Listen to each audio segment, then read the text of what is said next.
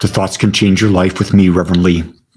Every day we come together to explore, to expand, to reveal, to laugh, to share. And today, thing that popped into my mind is, what is thought? Because we have thoughts all the time, don't we? No matter what we're doing, thoughts are popping in and out of us. And so I thought I would address that a little bit. We won't go that deep because we don't have, hours and hours. But all thought is a movement of consciousness.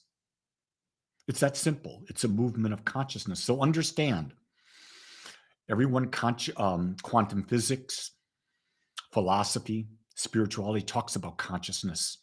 They say that consciousness is the ground of all being. And when you understand that, you can understand that there's just one consciousness. It's infinite. And each of us is an individualization of it. We are a point within the infinite consciousness. And within the infinite consciousness is the one mind, because there's only one mind, because there's only one eternal. And so within that, all a thought is a movement of consciousness, a movement of focus. And here's the interesting thing. When you understand that, and you understand also that it is our consciousness that creates, we understand that a movement of consciousness is a movement in the creative process. So think about this, follow this logic through with me. In almost all humans, 95% of their thoughts are the same thoughts they had the day before. And if thought is a movement of consciousness and consciousness creates, what does that mean? It means you're going to create a day today like the day they had yesterday. So can we totally shift our consciousness into a whole new way? It's probably possible, but I don't think it's probable.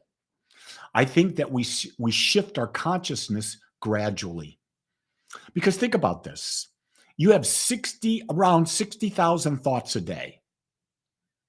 90 to 95% of them, think about that, 60,000 or 55,000 at least of your thoughts every day are the same as you had yesterday.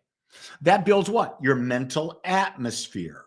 That mental atmosphere is what creates. So in order to shift your mental atmosphere, you've got to think a lot of thoughts. And so what does that mean? You've got to change the direction of what you're thinking. So if you've been brought up in an atmosphere of a lack of abundance, let's just use the word poor. If you were brought up with poor with respect to money, then you've got a lot of thoughts in your mind that were poor thoughts, lack thoughts. I don't have enough thoughts. And so what you've got to do now is you've got to change that. You've got to change that thought container to be one of abundance. Picture this. Can you picture a vase, a big vase, maybe 1.5 feet tall and about this wide, and picture about this much water in it, and that water is blue. And that blue represents lack. And you got to get that water to green for abundance. Well, what you got to do is you can't add any more blue water into that vase. You've got to add in what? Yellow water, abundant water, thoughts of abundance. And with every thought you add in, you're gradually changing that blue, whatever shade of blue it is. If it's a really dark blue, it's a really big case of lack. You're changing that dark blue a little bit, and a little bit. And what happens when you start changing it a little bit, you start having a different demonstration in your life. And when you have a different demonstration in your life, you're going to add some more yellow into it. More yellow. Pretty soon, what have you done? The water's green. But it took time. It took one thought at a time. And so that's where we begin.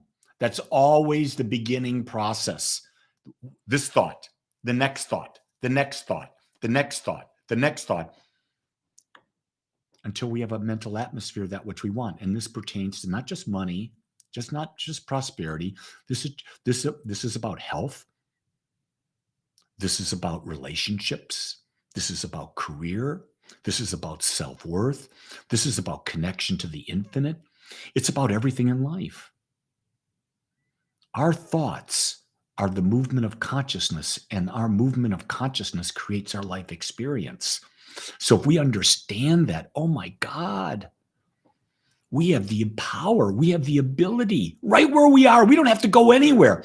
We don't have to take a trip to the Himalayas. We don't have to go into the jungles of Peru. We don't have to go see the shaman in Hawaii, although I'd like to go to Hawaii and see shaman because Hawaii is a cool place. So is the Himalayas, so is Peru. I've been to all of them. But you don't have to go there to change your life. You don't have to find a specific spiritual teacher or guru, imam, priest, minister. You don't need any of that. You just have to change your thoughts. Here's another thing, though. Are you really clear on what you want? Are you clear on what you want, and do you believe the possibility exists? That's a big thing to understand. You may want something, but do you really believe the possibility exists? Because if you don't believe the possibility exists, well, nothing's going to change for you. Because behind that thought you have is a belief that it's not going to change. And that's what you got to do. You've got to create a new belief, something you can believe in. So don't start off with a quantum leap in what you want to change your belief to. Start out with something you believe is possible and change that belief, and then change the belief even further. So what does that mean? It's real simple, gang. Life's a journey. Stop trying to get to the end right away. Enjoy every moment of it. Every single moment of it, because it's all great. It's all great when we choose to see it as great. If we don't choose to see it as great, it's not going to be.